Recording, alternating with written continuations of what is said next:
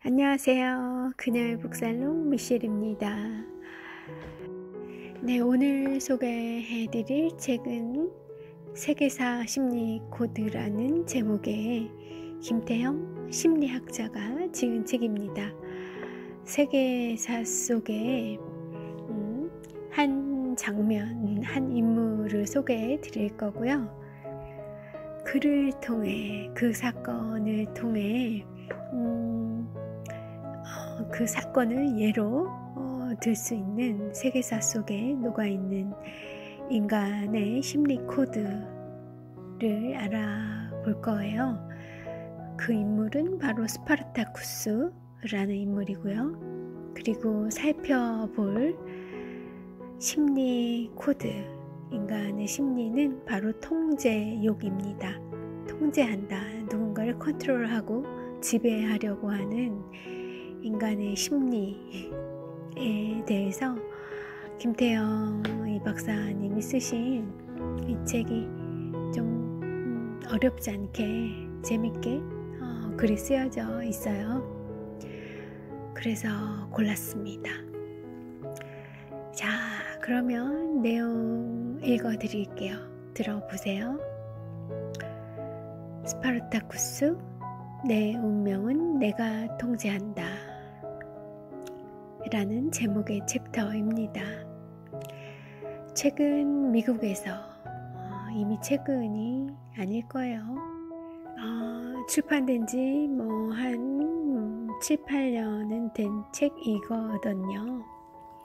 어쨌든 미국에서 드라마로 만들어져서 이름이 더욱 널리 알려진 스파르타쿠스는 고대 로마에서 노예들의 대규모 봉기를 이끈 지도자입니다.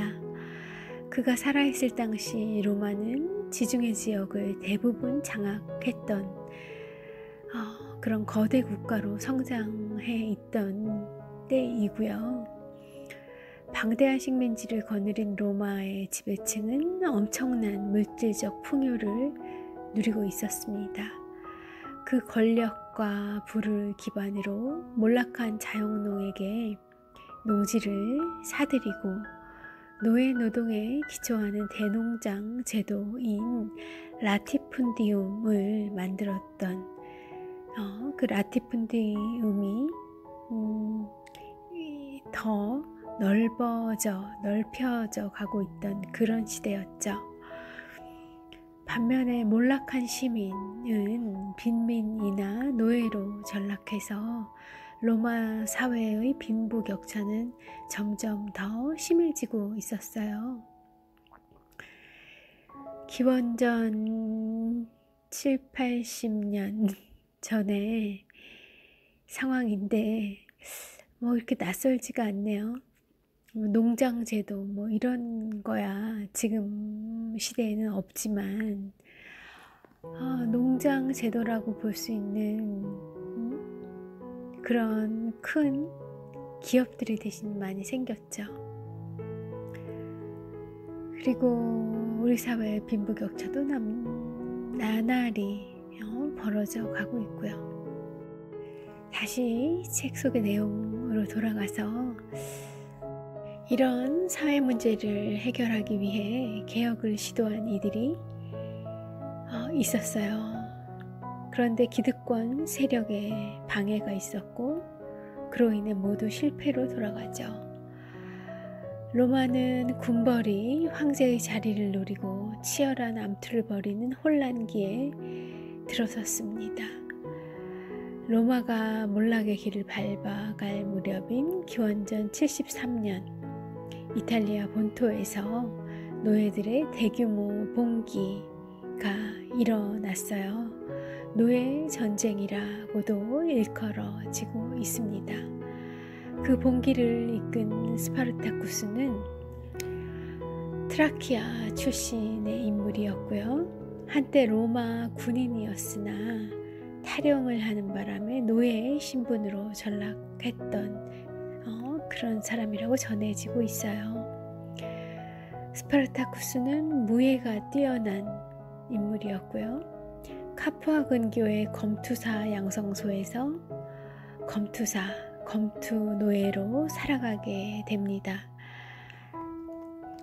그 검투사가 굉장히 인기도 많고 그 남성들이 선망하는 그런 직업이었다고 제 머릿속으로는 왠지 그런 생각을 하고 있더라고요. 완전 잘못된 정보가 머릿속에 각인이 되어 있었던 거죠. 그들은 중세시대의 기사와 같은 그런 명예직이 아니었고요. 노예 계급에 속했던 거예요. 농사를 짓는 노예, 그리고 귀족의 집안일을 돌보는 그런 노예도 있었던 것처럼, 또 우리나라의 백정에 해당하는 그런 노예 계급이 있었던 것처럼 검투사라는 노예, 평생 검투만을 죽는 날까지 목숨을 건 그런 경기를 해야 했던 검투사 노예 계급이 있었던 거더라고요. 로마에서 검투사 경기가 국민 오락이 될 정도로 유행한 것은 놀고 먹는 것 외에는 할 일이 별로 없는 부유층이 점점 더 자극적인 오락거리를 찾았고, 또 불만에 찬 서민층 역시 고통스러운 현실을 잠깐이나마 잊기 위해 이런 극단적인 쾌락에 몰두했기 때문이라고 해요. 검투사 경기는 구경꾼에게는 아주 재밌는 오락거리였을지 모르지만 경기를 벌여야 하는 검투사에게는 생지옥이나 마찬가지였습니다. 노예 신분인 검투사는 수시로 목숨을 걸고 처절한 격투를 벌여야 했으니 보수를 받지도 못했고 가정을 이룰 수도 없었죠. 한마디로 그들 앞에는 아무런 의미도 없는 싸움 속에 살다가 언젠가 칼에 찔려 죽어야 하는 그런 비참한 운명이 기다릴 뿐이었어요. 스파르타쿠스는 짐승만도 못한 이 노예의 삶을 받아들일 수가 없었습니다. 그래서 약 70여 명의 노예 동료들과 함께 검투사 양성소에서 탈출하게 되어 카푸아 일대를 돌아다니며 노예와 빈민 등을 규합합니다. 탈출해서 이제 노예, 빈민 등을 규합하게 된 거예요. 봉기를 하려 했던 거죠.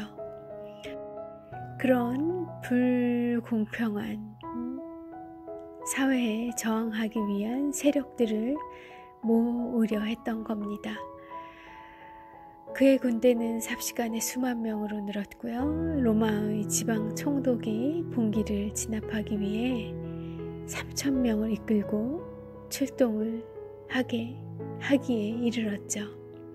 그러나 스파르타쿠스 군대는 그들의 야영지를 기습해 진압군을 전멸시켜요. 로마의 지배층은 어찌했을까요? 다시 3,000명을 잃고 다시 12,000명을 보냅니다. 이 노예들, 검투사와 빈민 노예들을 진압하기 위해서 4배나 되는 군인들을 추가로 더 보낸 거예요. 그러나 그들 역시 스파르타쿠스 군대에 의해 격파되고 말죠. 이후 스파르타쿠스 군대는 로마군과 벌인 3차례 큰 전투에서 모두 승리하게 되고요. 3년 동안 이탈리아를 휩쓸고 다닙니다. 한때 스파르타쿠스의 군대는 남부 이탈리아를 대부분 장악했고요. 그들의 세력이 가장 컸을 때는 병력이 12만 명에 이르렀다고 기록이 전해지고 있어요. 스파르타쿠스 봉기군이 당시 세계의 최강이던 로마의 군대를 연이어 격파할 수 있었던 그 원동력은 어디에 있을까요? 첫째로는 스파르타쿠스의 군대는 인간 이하의 취급을 받으면서 원한과 울분에 가득 차 있었고요. 노예로 사느니 차라리 전장에서 싸우다 죽겠다는 결의에 충만했기 때문입니다. 한마디로 그들은 전의나 사기에서 로마 군대를 압도했죠. 도끼가 오를 대로 올라 있었던 겁니다. 두 번째 이유는 스파르타쿠스 군대에는 전투력이 뛰어난 검투사들이 있었고 또 그 군대를 이끄는 스파르타쿠스의 전략, 전술적인 지도가 탁월했기 때문이에요. 그는 한때 로마 군인이었기 때문에 그들의 전법을 잘 알고 있었죠. 세 번째 이유는 당시 반란을 일으킨 세르토리우스를 진압하기 위해 로마 군의 주력 부대가 폼페이우스의 지휘 아래 스페인 지역에 출동해 있었기 때문에 이 스파르타쿠스 봉기군을 진압하는 그 진압군에는 그 메인 부대라고 할까요? 그들이 빠져 있었던 거예요. 다행히 이런 이유들이 있었기 때문에 스파르타쿠스의 군대가 남부 이탈리아를 다 장악하기에 이르는 그런 상황을 맞게 된 거죠. 스파르타쿠스의 목표는 로마를 점령해서 재물을 약탈하는 것이었을까요? 노예주에게, 그럼으로써 노예주에게, 그들의 주인에게 복수하는 것이 스파르타쿠스의 목표였을까요? 아니었습니다. 그의 목표는 노예 계급을 해방시키는 거였어요. 그가 로마로 쳐들어가자는 동료의 요구를 거부한 것도 이 때문이었죠. 그가 전성기 때, 그러니까 남부 이탈리아를 모조리 다 차지하고 있었을 때 그때 총력을 기울여 로마로 쳐들어갔었더라면 로마를 점령했을 가능성이 매우 높다고 합니다. 그러나 그는 그러지 않았어요. 로마를 점령하는 것, 재물을 약탈하는 것이 그가 봉기했던 이유도 아니었고 목표도 아니었기 때문이죠. 게르만족 지역으로 탈출하기 위해서였는지는 몰라도 한동안 군대를 이끌고 알프스 산맥까지 북진하던 스파르타쿠스는 방향을 바꿔 이탈리아 반도의 서남단 레기움에 이르렀고요. 그곳에서 배를 타고 시칠리아 섬으로 건너가려고 했습니다. 억압과 착취가 없는 새 세상을 건설하기 위해서였을 거예요. 그러나 미리 돈에 매수되었던, 돈을 받고 선박을 대기시키기로 약속한 해적들이 돈 앞에 굴복했죠. 더 많은 돈을 주겠다는 로마 정규군의 유혹에 넘어가서 스파르타쿠스를 배반하고 맙니다. 스파르타쿠스 군대가 레기움에서 발이 묶이자 로마의 크라수스는 이 기회를 놓치지 않고 대병력으로 공격해 왔어요. 스파르타쿠스는 접전 끝에 포위망을 뚫는 데는 성공하지만 이후 로마군의 협공이 있었고 결국은 싸움에서 전사하고 맙니다. 그래서 로마군은 스파르타쿠스의 봉기를 진압하게 되었고요. 반란이 시작된 카파부터 로마까지 줄줄이 십자가를 세우고 포로가 된 노예 6,000명을 처형하는 만행을 저질러요. 인간 십자가를 세웠다고 합니다. 인간 십자가를 그 6,000명을 다 인간 십자가를 만들어서 처형했다고 해요. 대단하죠? 또 노예가 주인을 살해하면 그 가정에 있는 노예 전원 그 수가 수백 명까지 해당하는 그런 부잣집도 있었다고 해요. 귀족들의 집들은 그랬겠죠. 그런데 그 한 명의 노예 때문에 그 전체 노예가를 살해할 수 있는 그런 법률을 선포하기에 이르러요. 그 봉기가 실패로 돌아감으로 인해서 아주 더 끔찍한 그런 세상이 되어버린 겁니다. 노예들에게는요. 자, 이런 스파르타쿠스의 봉기는 실패로 끝났지만 세계인들에게 그 봉기가 미쳤던 영향은 실로 지대합니다. 스파르타쿠스의 봉기는 로마의 노예들을 깊은 잠에서 깨웠고요. 로마의 지배층을 공포에 몰아넣음으로써 로마의 노예 제도가 붕괴되는 단초를 제공하게 됐던 거죠.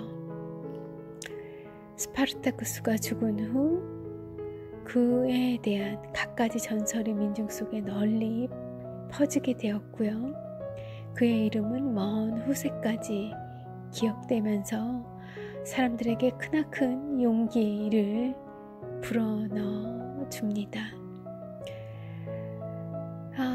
그런 그가 불어넣어준 용기로 후대에 있었던 일들을 좀 짚어볼게요. 18세기 말에 아이티의 독립운동을 이끈 노예 출신 투생 루베르티르라는 인물이 있고요. 그는 검은 스파르타쿠스라 불렸습니다. 20세기 초에는 독일에서 로자 룩셈부르크를 비롯한 혁명가들이 스파르타쿠스단이라는 사회주의 결사 조직을 만들었어요. 이 로자 룩셈부르크는 여성분이죠. 제 기억 속에는 그런데 아무튼 그들이 혁명을 일으켰고 그런데 그때 그들이 모델로 삼았던 그 혁명이 바로 스파르타쿠스가 일으켰던 이 검투사 노예들의 봉기를 모델로 삼았던 거죠. 그 외에도 마르크스나 남미의 혁명과 체게바라는 가장 존경하는 인물로 바로 스파르타쿠스를 꼽았습니다. 이렇게 스파르타쿠스의 봉기는 실패했으나 실패가 아닌 전설이 된 그런 역사로 남았죠. 미국에서는 앞서 언급했던 그런 영화나 소설로 재창조돼 오고 있고요. 구소련의 볼쇼이 발레단이 발레로 만들기도 했던 그런 전설이 되었습니다. 볼쇼이 발레단에서 올린 이 스파르타쿠스의 봉기, 그거 한번 보고 싶네요.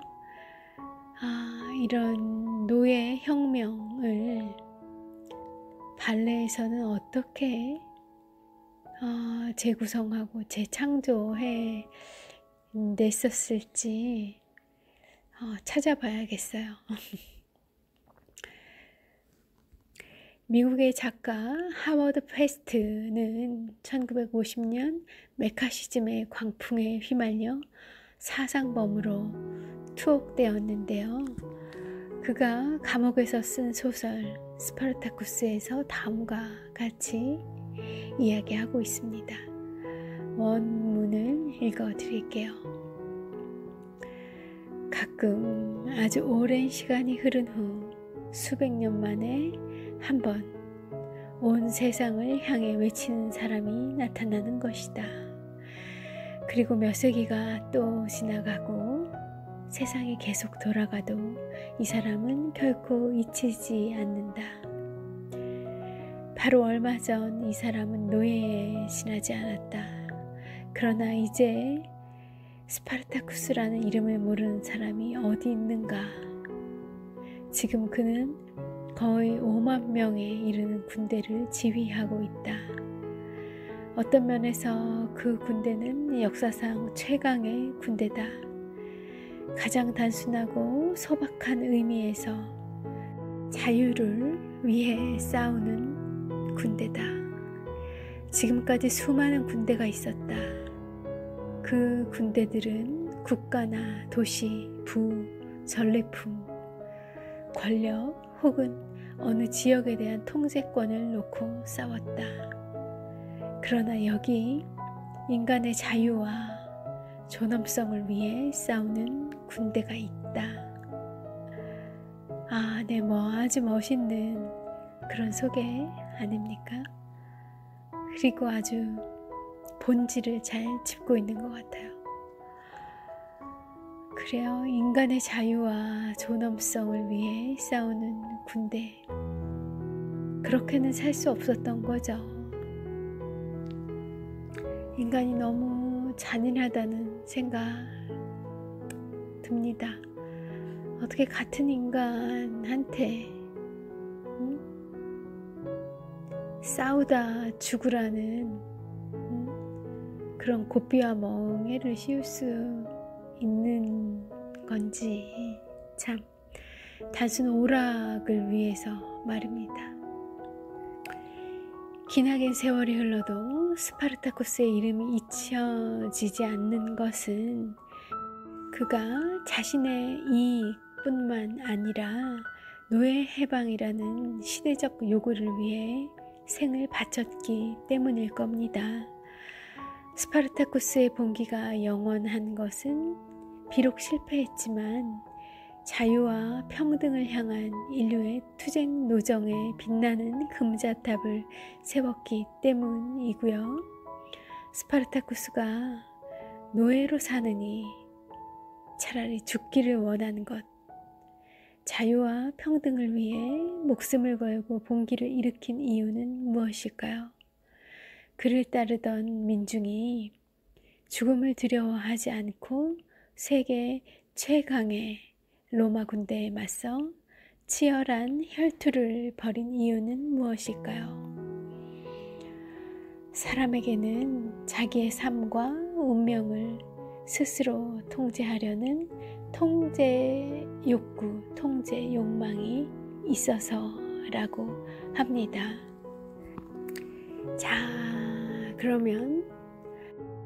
그러면 인간의 통제욕이라는 것에 대해서 좀 알아볼게요. 환경론을 신봉하는 행동주의 심리학자들은 사람의 심리가 기본적으로 환경에 따라 결정된다고 주장합니다. 물론 사람의 심리가 상당 부분 환경에 따라 결정된다는 것은 분명한 사실이죠. 그러나 사람의 심리는 환경을 거울처럼 직접적으로 수동적으로 반영하지만은 않습니다. 사람에게는 선천적이든 후천적이든 일련의 동기가 있고 그것에 근거해서 환경을 수동적이 아니라 주동적으로 인식하며 나아가 그 동기를 실현하기 위해 환경을 개조하고 변혁하는 그런 것이 바로 인간이죠. 그러므로 사람의 심리가 한편으로는 사회 역사의 영향을 받아 형성되지만 또 한편으로는 그 반대의 방향으로, 즉 사회 역사를 창조하기도 하는 것이 바로 사람의 심리입니다. 여기에서 사람의 심리가 사회 역사를 개조하고 변혁하는 과정이 있기 때문에 역사가 그동안 꾸준히 발전해 올 수 있었던 거고요. 이런 점에서 사회 역사에 작용하는 사람의 심리, 특히 동기는 역사를 이해하는 아주 중요한 그런 기준점이 될 수가 있다고 해요. 사람에게는 다양한 동기가 있고요. 그 중에서 역사 발전에 결정적인 영향 미치는 동기가 바로 통제욕입니다. 이런 통제욕 때문에 결국은 역사가 발전해 올 수 있었다는 얘기예요. 언뜻 보면 바로 막 이해가 쉽게 되진 않죠. 설명을 좀 드려볼게요. 모든 사람은, 모든 인간은 삶을 스스로 통제하기를 원합니다. 그것을 위해 자신과 세계를 통제하려고 하죠. 불가항력적인 힘이나 타인에 의해 내 삶이 지배되거나 유린당하는 걸 좋아하는 사람은 없잖아요. 통제욕이 사람에게 얼마나 중요한지는 수많은 심리학 연구들에 의해 분명히 증명되었습니다. 랭거와 로딘은 양로원에 있는 노인들을 두 그룹으로 나누어서 통제욕이 실현되었을 때 느끼는 통제감과 행복감의 관련성을 연구했습니다. 노인들은 동일한 환경에서 생활했고요. A 그룹의 노인들은 원하는 꽃을 키우고 시간 계획표를 스스로 짰어요. 그렇게 자기의 환경과 생활을 어느 정도 통제할 수 있도록 그 노인들에게 자유를 보장해 드렸고요. 또 실험의 B그룹에 해당하는 그 노인들에게는 그런 통제력을 행사할 수 없는 환경을 구성해 주었다고 해요. 이런 실험의 결과 어느 정도 통제력을 행사한 A그룹의 노인들은 B그룹의 노인들보다 훨씬 활동적이고 삶을 행복하게 여겼습니다. 심지어는 실험이 끝난 이후에도 1년 반의 시간이 흐른 뒤까지도 그 실험이 영향을 미쳤다고 해요. 내 삶을 내 자신이 통제할 수 있는 그 인간의 자유와 권리가 얼마나 중요한지 알 수 있었던 그런 실험이었던 겁니다. 이 연구는 통제욕의 실현이 행복으로 이어지고 통제욕이 좌절된 그 환경은 불행으로 직결된다는 것을 잘 보여주고 있어요. 사람을 감옥에 가두는 것이 강력한 처벌로 작용할 수 있는 까닭이 여기에 있었던 겁니다. 통제 욕구를 좌절시키는 게 엄청난 불행으로 이어지는 거고, 그런 이제 불행스럽게 하는 처벌을 내리고 싶었던 거죠. 많은 심리학 연구들은 사람에게는 통제 욕구, 통제 욕망이 있으며 그것이 좌절될 때 심각한 무기력감이나 우울감, 불행 등에 사로잡혀 고통받게 된다는 결과들을 보여주고 있어요. 자식들이 어느 정도 머리가 크면 자기 인생을 스스로 지배하고 스스로 통제하려고 하죠. 부모가 그것을 못하게 하려고 한다거나 부모가 통제하려는 시도를 하게 되면 반항을 합니다. 내 인생은 나의 것이라고 외치면서 반항하게 되죠.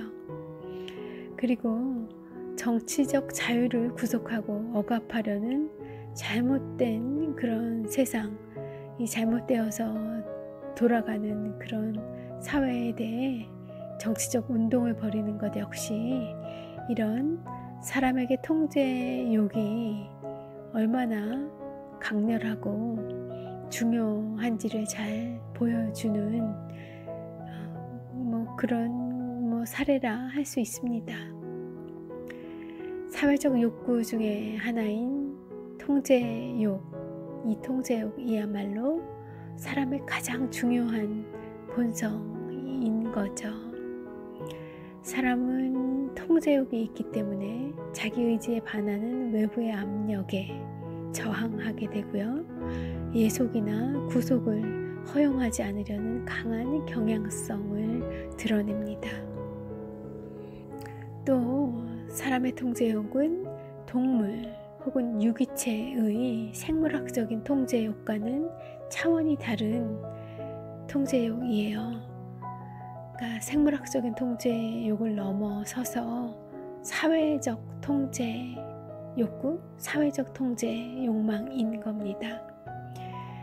우리의 가치는 걸 싫어하거나 다른 동물이 자기 영역을 침범하면 그 동물을 공격하는 그런 모습에서도 알 수 있듯이 동물들도 자기들의 생명 활동이 구속되거나 방해받는 것을 싫어해요. 경계하죠. 하지만 동물의 생물학적 통제욕은 본능적인 생명 활동만 유지할 수 있다면 그것으로 충족됩니다. 즉 동물은 천적에게서 자기를 방어하고 먹이를 구할 수만 있다면 또 종족을 번식시키는데 필요한 조건만 유지된다면 만족해요. 그거면 족합니다. 반면에 사람의 사회적 통제욕은 동물의 그런 생물학적 통제욕과는 질적으로 다르죠. 이는 사람이 동물과 차원이 다른 사회적이고 그런 역사적인 존재이기 때문이에요. 사람은 개인으로 고립되어 살아가는 존재가 아니라 집단과 역사의 한 구성원으로서 살아가는 존재이고 그렇기에 사람은 자기가 속한 집단의 흥망성쇠에 절박한 이해관계가 얽혀 있습니다. 그 결과 개인의 삶은 물론 집단의 삶까지 통제하려는 사회적 통제욕을 추구하는 거죠. 사람은 원칙적으로 오직 사회 속에서 생존하고 발전할 수 있기 때문에 자기가 속한 집단의 삶을 통제할 수 있어야 자기의 삶도 성공적으로 통제할 수가 있습니다.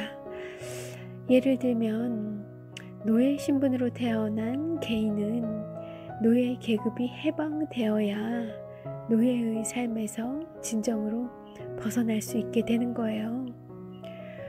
노예로 태어난 사람이 아무리 나는 자유인이라고 외쳐봐야 공허한 외침일 뿐인 거죠. 노예 해방이 되지 않고는 평생 동안 노예의 운명에서 벗어날 수 없기 때문인 겁니다. 그래서 인간은 개인의 삶은 물론 집단의 삶까지 통제하려는 그런 사회적 통제욕을 추구하게 되는 거예요. 그래서 우린 집단을 조직하고 그 연대를 통해 내가 속한 그 집단의 사회적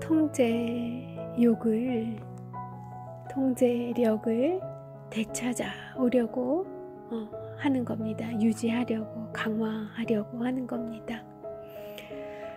스파르타쿠스가 로마의 힘이 미치지 않는 산간벽지로 도망쳤다면 그는 노예 신세에서 벗어날 수 있었을 거예요. 충분히 그럴 수 있었죠. 하지만 그는 혼자 도망치기보다 노예 해방을 위해 전쟁터에서 죽기를 원했어요. 나 혼자 도망가서 잘 먹고 잘 살기 위한 봉기, 노예 해방 운동을 펼친 것이 아니라 보다 완전한, 보다 완벽한 인간으로서의 존엄성과 정체성을 확보하고 싶었던 거죠. 그런 정체성과 존엄성의 확보는 나 혼자 도망가서 나 혼자 나 한 명의 자유를 얻는 것으로는 이룰 수 없는 것이기 때문에 힘들지만 혼자가 아니라 내 동료 노예 전체의 각성과 해방을 원했던 겁니다. 그래야만 진정으로 자기도 자유로울 수 있다고 생각했었던 거죠. 뭐 성인이에요. 그 정도면 성인이라고 생각이 됩니다. 플라톤이 우리한테 이야기해줬던 동굴로 다시 돌아가서 내 동료들과 함께 그들을 깨우치기를, 그런 삶을 살기를 우리들에게 가르쳐줬는데 스파르타쿠스에게도 그런 플라톤의 피가 흐르고 있었을까요? 뭐 모르겠지만 어쨌든 같은 맥락인 것 같습니다. 두 분이 살고 싶은 그리고 후대에 남기고 싶었던 삶이 같은 모습이었던 거죠. 나 혼자 잘 먹고 잘 살기보다는 나의 동료가 나와 동시대를 사는 나와 같은 인간이 같이 인간다운 삶을 살 수 있기를 원한 겁니다. 플라톤이야 철학자니까 그런 생각을 할 수 있었다고 쳐도 이 스파르타쿠스는 검투사 노예였거든요. 그가 이런 큰 생각, 위대한 생각을 하고 몸소 실천해낼 수 있었다는 게 놀라워요. 플라톤이 그랬던 것보다 제게는 더 놀랍게 여겨집니다.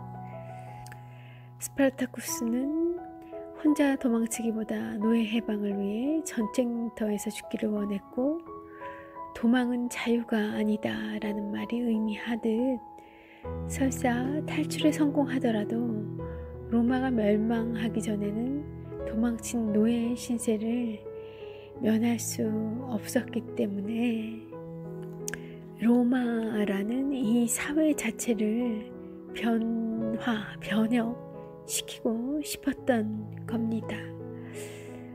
자신이 자유롭기 위해서 로마가 변화해주길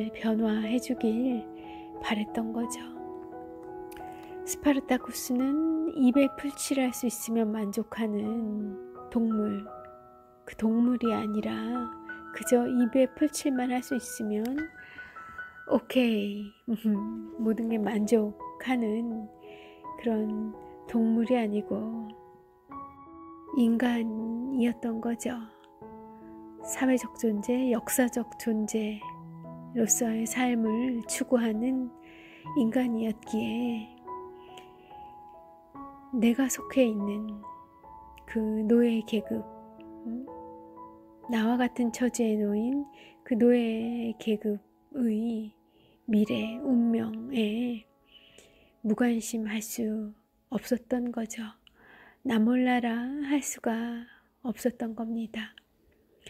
이런 점에서 지구상에 존재하는 생명체 중 사람에게만 있다는 이 통제 욕망, 통제 욕구의 본질은 집단의 삶을 통제하려는 욕구이며, 이런 통제 욕망이야말로 세계사에 결정적인 영향을 미쳐온, 인류를 추동해온, 현재의 인류로, 우리들로 추동해온 그런 인류의 본성의 바로 본성 중에 가장 큰 하나가 바로 통제 욕망, 통제 욕구라고 할 수 있겠습니다.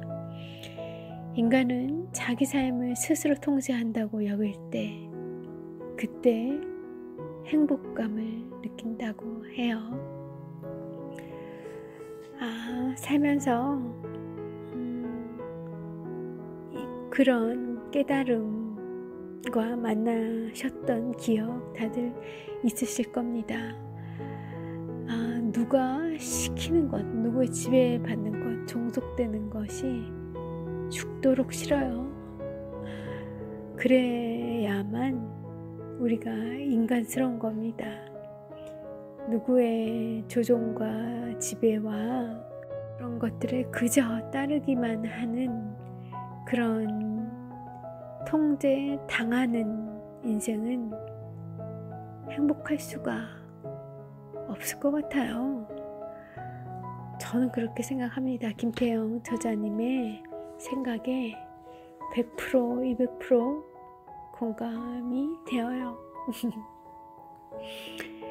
네, 그래서 오늘은 이 스파르타쿠스라는 로마의 검투사 봉기를 이끌었던 그 역사 속의 한 인물 소개해 드렸고요. 그가 보여준 인간의 기본 속성, 통제 욕망, 통제하려는 욕구에 대해서 소개해 드렸습니다. 밤이 깊었어요. 일요일인데 제 목소리도 너무 잠기어갑니다. 모쪼록 좋은 밤, 편안한 그런 일요일 밤, 새벽 되시길 바랄게요. 오늘도 함께 해주셔서 감사하고요. 또 찾아오겠습니다. 함께 해주셔서 감사드려요. 미셸이었습니다.